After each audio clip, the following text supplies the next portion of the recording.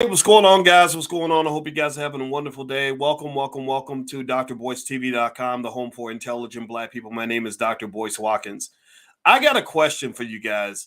Is the NAACP in San Francisco fighting against the $5 million reparations package that's been proposed, or are they supporting it? I'm really confused. And so I'm going to explain the reasoning behind my confusion at this point. If you hang out with me and give me 1 second to kind of break it down for you. So get comfortable, buckle up your seatbelt. We're going to get started on drboycetv.com right now.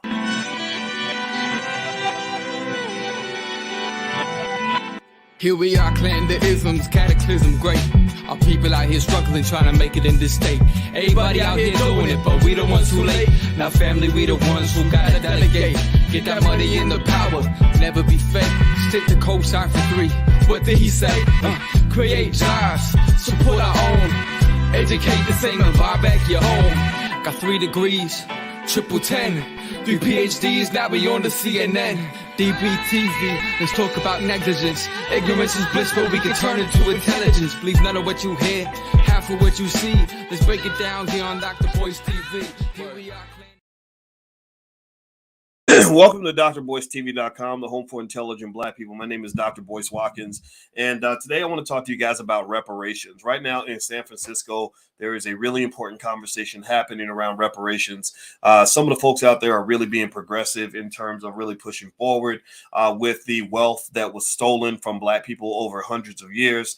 They actually came up with this proposal that kind of blew my mind of $5 million payments to every single person in the city of San Francisco who is a descendant of slaves. I think it's amazing. I think it's extraordinary. I think that you have to identify as Black and things like that. You can't move to the city, so don't try to move to San Francisco and go get your money. But I'm really, really happy that San Francisco is trying to set a precedent for the rest of the country. Now, I saw something that really kind of blew my mind a little bit, kind of took me aback. And I'm hoping I'm wrong on this. I really am. I've been trying to look through stuff and figure out what's going on, where the inconsistencies are. But Raheem Shabazz, a buddy of mine who made a film called Elementary Genocide, it's a great series. You should check it out. Raheem puts this letter up, and it looks like it's a letter from the NAACP in San Francisco. And in this letter, and I'm going to read this letter to you. I'm trying to figure this out. They're claiming that the NAACP in San Francisco is against the $5 million reparations payment. They just literally said, don't pay people this money. Instead, put it into programs and all this other stuff and everything else. Now, I hope this isn't true. Newsweek is reporting this.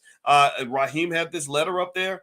I'm hoping that it's fake news. I really do, because if it is true, then I think this really is just yet another reason to really start talking about the fact that Black people struggle, the Black community struggles around the world and in this country because you have bad leadership.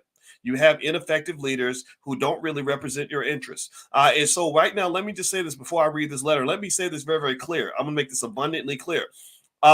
First of all, you can do both. You can support programs and you can give people payments. You don't have to pick one or the other.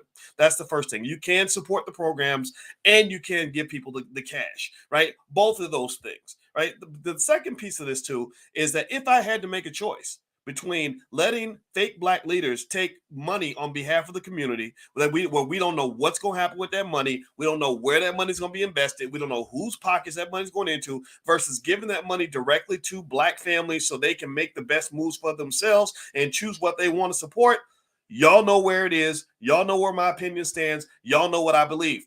I believe one of the biggest problems you have in this country, and I'm not talking about the San Francisco NAACP in particular, maybe they're doing good work. I don't know any of these people. I'm not dissing them. I'm just making this point. But at the end of the day, part of the reason your community struggles is because your leaders suck. Your leaders are garbage. Most of your leaders that you see on TV are bought and paid for Negroes who are basically designed to drive the bus off of a cliff. And so, for example, let me give you a real life example. Remember when Black Lives Matter came out and all these corporations said, we want to support Black people, so we're going to make a donation to Black Lives Matter. So they're writing these $5 million checks, $10 million checks, $20 million checks. Every corporation in America was trying to sort of make amends with Black people by writing checks to Black Lives Matter. Anybody remember that? Anybody remember that? Give me a yes if you remember that, how that happened during the pandemic. How many of y'all saw any of that money?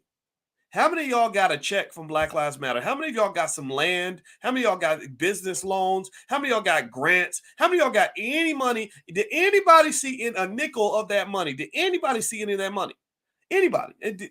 I ain't seen none of it. I didn't get any of it.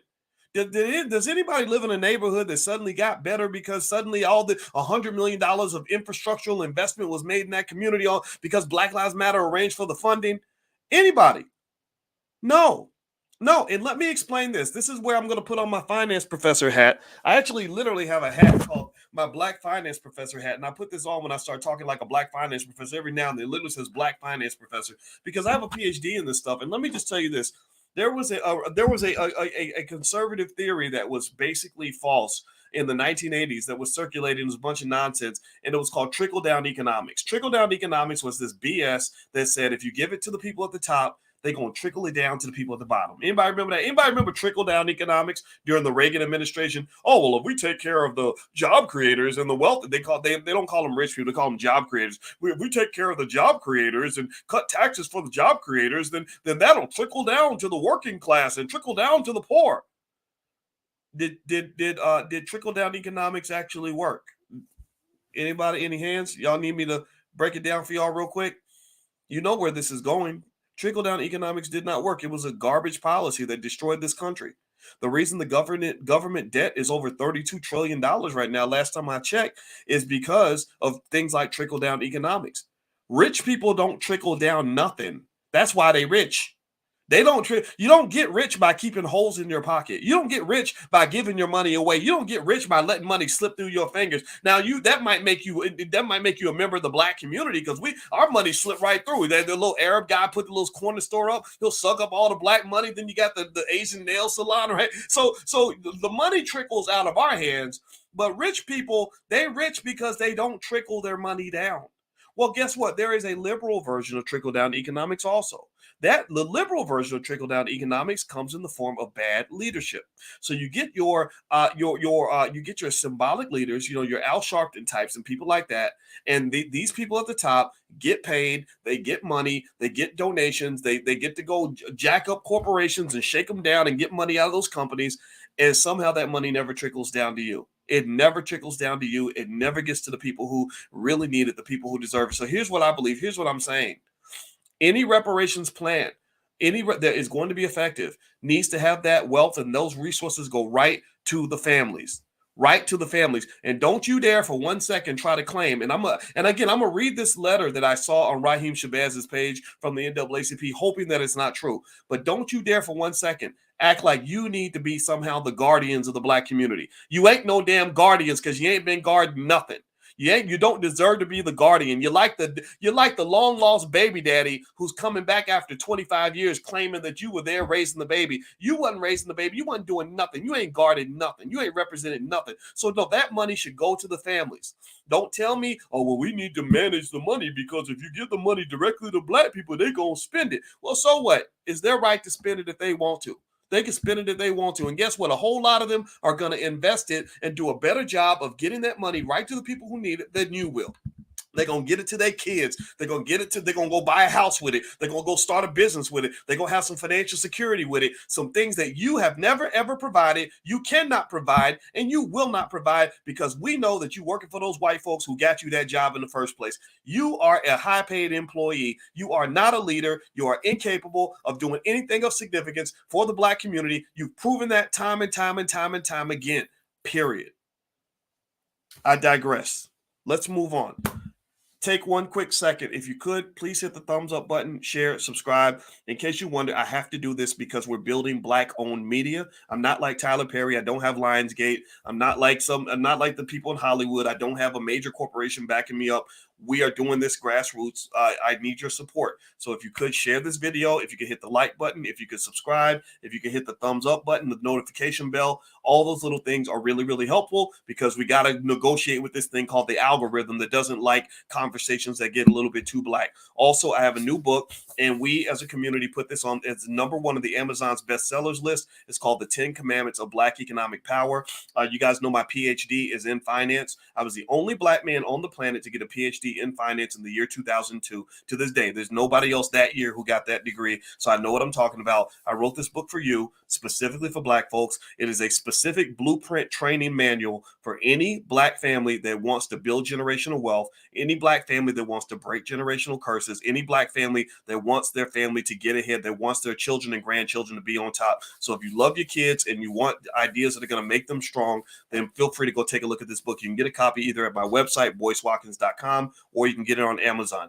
The reviews are very, very good. I know you're going to like it. Let's move on. Reparations. Let me read this letter. Let me read the Newsweek article, and I'm gonna read this letter, and then I'm hoping I'm wrong, right? I'm hoping maybe I'm misconstruing things. And if somebody from the NAACP in San Francisco sees this, I know that my word can travel pretty far. If they see it, don't think I'm hating on you. Maybe I'm missing it. I don't know, but I had to share this with you guys because I couldn't believe it. All right, so this is what Raheem Shabazz put on his page. Everybody should follow Raheem. His documentary Elementary Genocide was extraordinary. All right, so it says here, the title of this letter, it looks like a press release from the NAACP San Francisco branch. It says San Francisco NAACP rejects $5 million reparations payment to Blacks. They said calls for reparations to focus on investments and opportunities in 5 key areas at the Board of Supervisors meeting on reparations today, which today is March 14th. So that will be yesterday because today is March 15th. They said here that the San Francisco NAACP today called upon the Board of Supervisors to reject a one-time $5 million reparations payment to Blacks, but instead called upon the city to make investments in 5 key areas to atone for a history of racism, discrimination, and mistreatment. Now, first thing I'm just going to throw out there is, why can't you do both? Why does it have to be one or the other?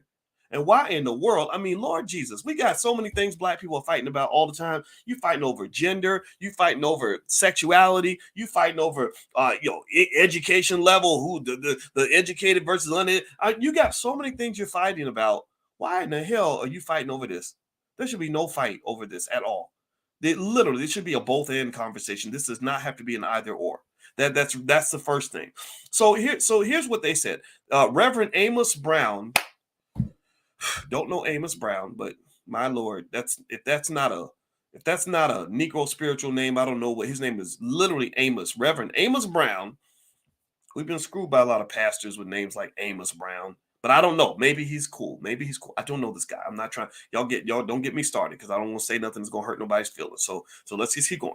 The Reverend Amos Brown said that the Board of Supervisors, which is holding a hearing today at 3 p.m. on the city's reparations plan and Dreamkeeper initiative, should redirect its focus. Get away from the $5 million, and they should focus on providing 5 key elements of reparations: education, jobs, housing, healthcare, and a cultural center for Blacks in San Francisco.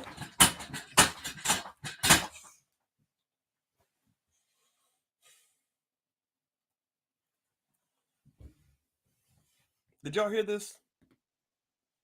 Did y'all see this? You didn't see it because it's on my screen. He literally said that 1/5 of your reparations plan should include a goddamn cultural center.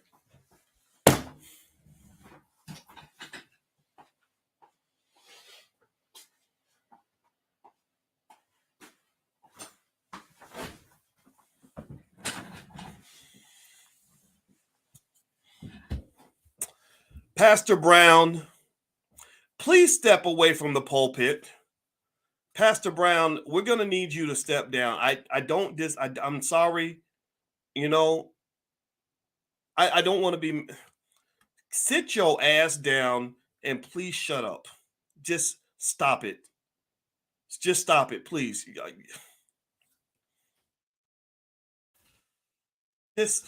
He literally. Sometimes the ignorance just makes you laugh. You can't even get mad. Like, I don't know this guy. I don't know, and I'm not making fun of this guy. Maybe he didn't write this press release. Maybe he's got a committee of people that are equally stupid. I have no idea. But they literally said that the reparations plan should include a culture center. 400 years of slavery, oppression, trillions of dollars in stolen wealth, unbelievable amounts of abuse, And you're literally saying that we need a culture center.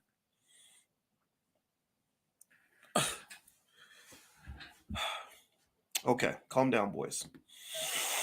Let's keep reading. He says, we strongly believe that creating and funding programs that can improve the lives of those who've been impacted by racism and discrimination is the best path forward toward equality and justice. He called upon the city to invest in education. Black students don't perform as well as their peers. We need remedial programs to help our children with reading, math, and science. The school district and city have a moral obligation to raise up all children, and especially those whose families have been disadvantaged by discrimination. So we all know that education is a good thing. Give me a yes if you agree that education is beneficial. I'm an educator. I believe in education. One of the things that you have to be careful about, this is what the NAACPs of the world get you trapped into, is this idea that they can give you reparations on the cheap, that they can literally just pour more money into schools being run by white ladies from the suburbs, where they're writing all the textbooks, they're making all the money, they're getting all the government money by leaving your child uneducated. So they're pouring money into these schools. They're getting paid. They don't care if your child can read or not. You go to Chicago, they got 55 schools collecting hundreds of millions of dollars every year, and not one single child in those schools can read or write or do math at grade level. They make billions of dollars by pretending to educate your kids. They don't need the money. They should not be getting the money to educate your kids. You're not stupid. Why in the world do we assume black people are too dumb to educate our own kids? How many of y'all know black teachers out here that can educate black children if they had the funding to build a school? Give me a yes if you know a black teacher who could do a hell of a lot better job than these crappy schools in Chicago could do. How many of you know black administrators who could help run the school? How many of y'all know black people that can help put together a textbook or 2 or 10 that the kids can read? How many of y'all know black people that could be vendors and contractors for that school? Why in the hell is that every time we talk about getting education to black people, it always comes in the form of, let's give the money to white people, responsible white people who can educate these Negroes like we're a pack of puppies, like we're a pack of damn sheep that they got to herd through the damn factory. We are not animals. We are human beings. We have the capability to lead and run institutions just like you do. So how dare you tell me you're going to give a bunch of money to a mediocre school to educate my child when I can do the damn job myself? Just give me the money. I can hire some tutors for my child. I don't need you educate I don't want you even touching my child's brain. Get your hands off my child's brain. You're molesting my child's brain, and you're screwing them up and filling their head up with all this nonsense, not preparing them for success. They don't have any skills when they graduate. Half of them can't read because you're jacking them up and you're doing it on purpose. So get your hands off of my child's brain. Give me the money. I'm going to do it myself. Pay me what you owe me. Period. Don't go pay yourself and then say, we're taking care of black people now because we paid ourselves to go take care of black people. That's how you keep a community broke. That's how you keep a community powerless. Let me keep going. Y'all done got me on. I'm mad right now. I'm furious over this. Number 2, they said economic empowerment. I'm okay with economic empowerment. I'm a fan of that. Let's see what they have to say here. With President Biden's infrastructure bill, we want to see more black people get the opportunity to get jobs on the billions of dollars in infrastructure work that will be done in our community and our state. Let me tell you about the little jobs hustle. Here's how the jobs hustle works. In America, who has the most wealth in this country? Is it the people is it the employees, or is it the employers? Who does better? Who gets off when you send your kids to go work for a white man for the next 40 years? Who's going to end up wealthier at the end of the day? Who's going to have wealth to pass to his children? Your child who's been working so they can pay rent and pay back student loans, or the person who runs the damn business?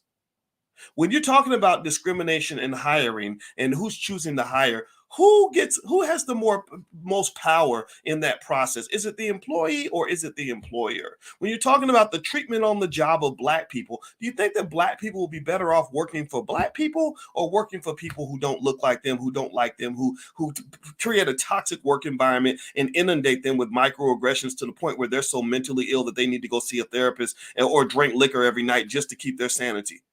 Seriously. So one of the things that Dr. Claude Anderson teaches about, I'm not blaming Mr. Amos, Pastor Amos, whatever, for his inability to understand this, but he needs to go read a book like Powernomics. When you read books like Powernomics, one of the things that Dr. Anderson talks about is that when you are only looking for jobs and not looking for businesses and not looking to build institutions that can employ your own people, you are signing your people up for slavery. You're basically saying that we need to find good white folks who can run businesses and give them money so they can hire us to go be their slaves. So we can go build, I can go build an institution for that man down the street when I just as easily could have built one for my family.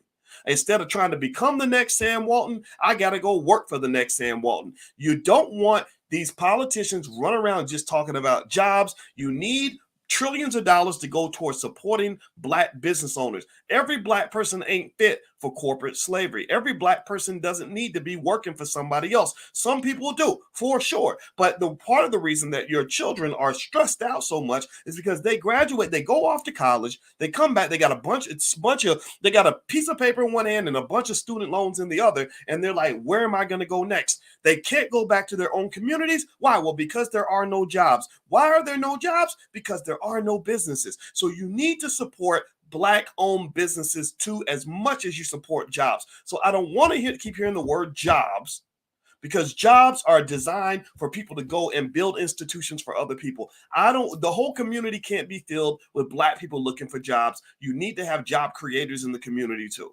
So stop that job talk. All that job talk, that ain't no reparations. Reparations is the development of billion-dollar companies that are run by Black people so we can create our own jobs. We don't need white people babysitting us. 3, he says we should put the money into housing programs. We want more housing, more public housing, more affordable housing for Blacks. There should be preferential treatment for Blacks to keep our people in this city. San Francisco has fallen from 16% Black population to less than 5%. We need a new version of 40 acres and a mule that benefits and assists Blacks to live and thrive in San Francisco, a city that has done everything it can to drive us out through discrimination, wholesale removal during the urban renewal programs of the 60s and 70s. I don't disagree with that. San Francisco is an insanely expensive place to live. So if you're talking about housing, then you better make sure they own a damn house. When you talk about housing, I don't want to hear about affordable rent. I want to hear about mortgages. I want to hear about Black people having the option to go buy houses for $20. Go buy a house, get $1 million house in San Francisco for $20, because that's where wealth comes from. It comes from owning that property. And when the property appreciates in value, that money is yours. So that could be beneficial, but don't be talking to me about no rent. When you talk about housing, rent is temporary, mortgages are permanent. Number 4, healthcare. Blacks don't have the same lifespan as the majority population. We need programming that positively impacts our health, our longevity, and our mental health. So you can tell that he thinks in a way that is very socialist. You could tell he thinks in more like like a social worker than like an actual businessman. You need some businessmen and businesswomen in this conversation too. You need people that know how to run institutions and run companies so they don't get into this programs. We need white people to create a program for us. We need a program. Like there's something wrong with, like we're deficient in some way. We always need programs. I get it, but I would say in the healthcare category, my question would be this. How many Black-owned hospitals do you have in San Francisco? How many Black-owned hospitals do you think they have in San Francisco? Well, the same way, what? In Louisville, Kentucky, we have this amazing hospital called Jewish Hospital. How about we have a hospital that is owned and run by Black people? And then white people can come to our hospital too, just like I could go to Jewish hospital if I wanted to. So it would not be discriminatory. It would be something where we invite other people to come along and give us their money, just like they invite us to come to their institution and give them their money, give them our money. And then the last one, Lord Jesus. Brother, if you're watching this should not even be, you shouldn't even mention this. I don't want to be mean. I promise you. Somebody literally had a serious conversation with Boyce, and they said, "I know that things seem simple to you because you've had a PhD for 20 years. You're light years ahead in certain areas, and some things that come clear to me are not clear to other people." And they said, you got to be really careful about how you bring it up because sometimes people are still learning. So I'm gonna ask Jesus, I'm gonna ask white Jesus, black Jesus, and baby Jesus to give me the patience to say this in a way that does not allow me to call this man a dumbass. I'm not gonna do it. I promise. I'm not gonna do it. So the number 5 proposal on his reparations plan, which he really shouldn't even be in this conversation, to be honest with you, is for a Fillmore Heritage Center. He says the redevelopment agency destroyed a great deal of the Harlem of the West when it instituted urban renewal programs that drove black businesses and residents out of San Francisco. Our people need a black center of town, just as there is Japantown, Chinatown. We need to preserve and protect the Fillmore Heritage Center and the surrounding blacks, not only as an historic center for our people, but as a place to gather and grow the black community for future generations. That's about a maybe $10 million project. That don't even have a place in a multi-trillion-dollar reparations conversation.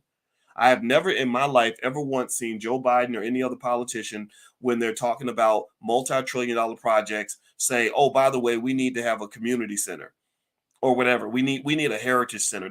I've never seen that. That's not even like, you're literally sitting in a big boy conversation and you sound like a fucking 5-year-old. Excuse my French. I'm going to stop cussing. I just can't help it. It's coming out of me. I can't stop the word sometimes because I'm so furious at what I'm reading here. So I'm going to make the assumption that this person's statement, that maybe I'm misconstruing something. I'm going to make that assumption. I'm also going to make the assumption that most of the black people in San Francisco are thinking above and beyond this point. My recommendation to the people of San Francisco is that if you consider this person or this group to be among your black leadership in the city, you should probably reconsider that. I'm going to make the recommendation that you go read books like Black Labor, White Wealth by Dr. Claude Anderson. His website is powernomics.com. Read books like Powernomics, which will help you get a clearer understanding of the depth of economic debt that is owed to black people in this country. I really need you to go back and really read that black people are owed a whole lot more than one damn community center. A community center ain't going to change a whole lot, but you can still build one. That's fine. But that should be an afterthought. And so as I'm looking at this letter, and I did see in Newsweek reported that he was against, or that the NAACP was against the reparations plan of $5 million per person. Now, of course, a lot of the opposition came from both sides of the aisle. This is where you learn, like John Heinrich Clark taught you, that you don't have any friends.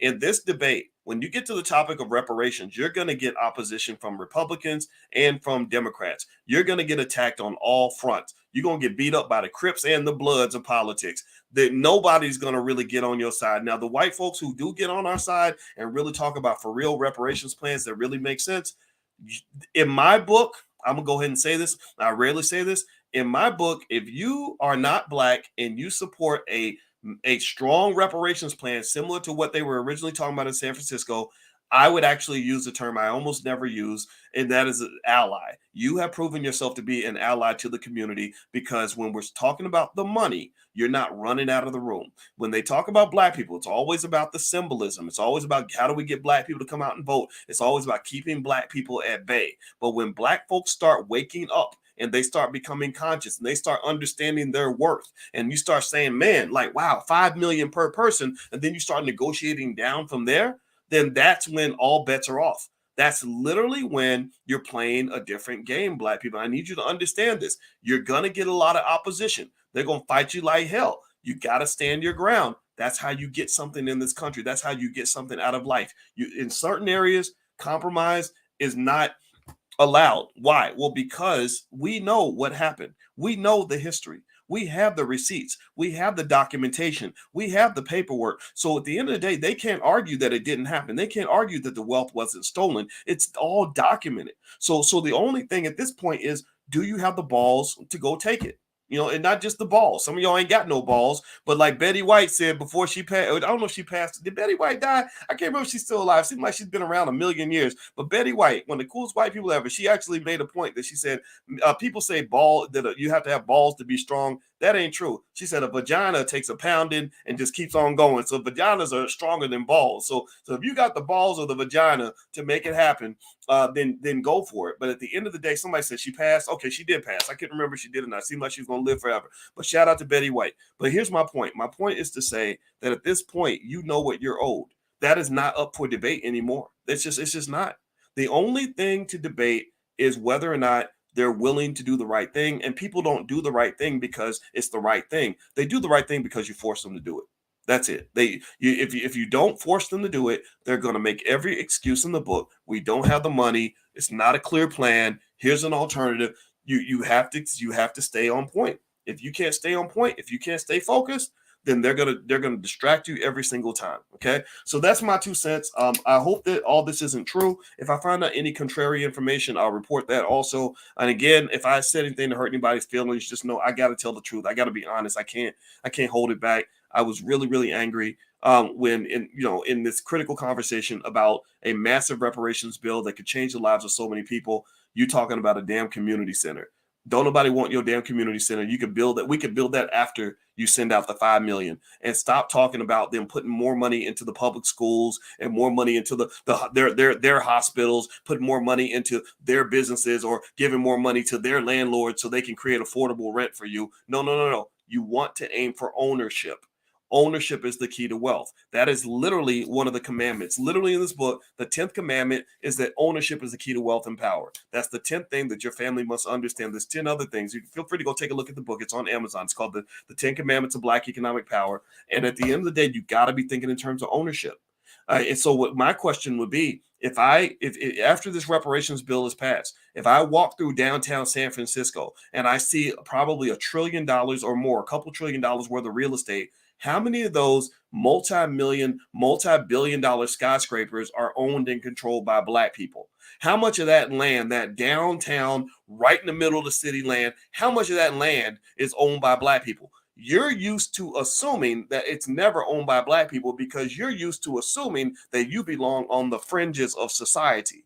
That is not true. If things had happened the way they should have happened, if they hadn't worked so hard to steal your ancestors' wealth, if they hadn't passed all those stupid laws trying to oppress you and mistreat you and abuse you, then you would own a big chunk of that. You would have some of that property.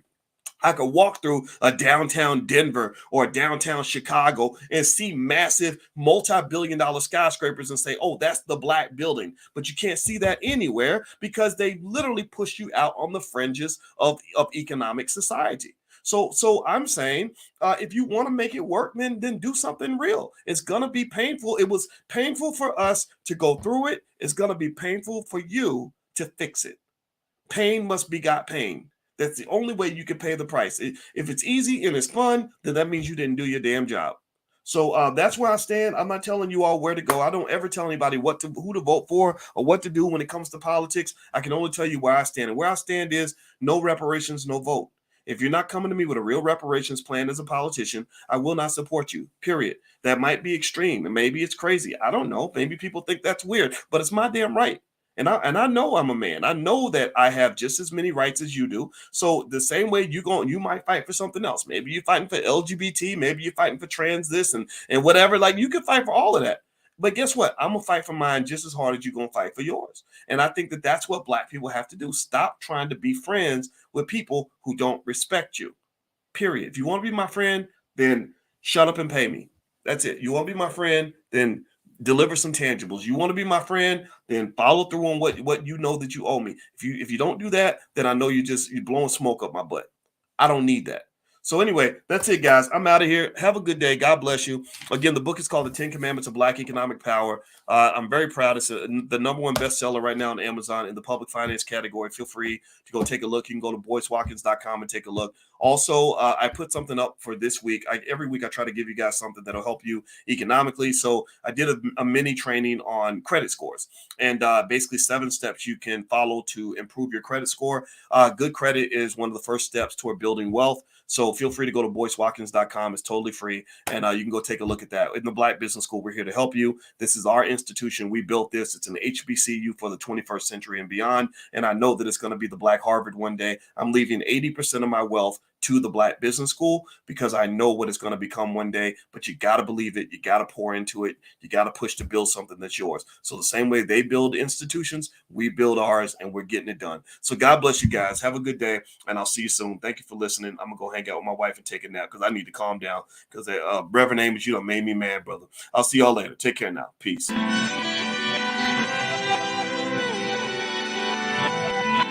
Here we are, clan the isms, cataclysm great. Our people out here struggling, trying to make it in this state. Everybody out here doing it, but we the ones too late. Now family, we the ones who gotta delegate. Get that money in the power, never be fake. Stick to co-sign for 3. What did he say? Create jobs, support our own. Educate the same and buy back your home. Got 3 degrees, triple 10. 3 PhDs, now we on the CNN. DBTV, let's talk about negligence. Ignorance is bliss, but we can turn it to intelligence. Believe none of what you hear, half of what you see. Let's break it down here on Dr. Boyce TV. Here we are.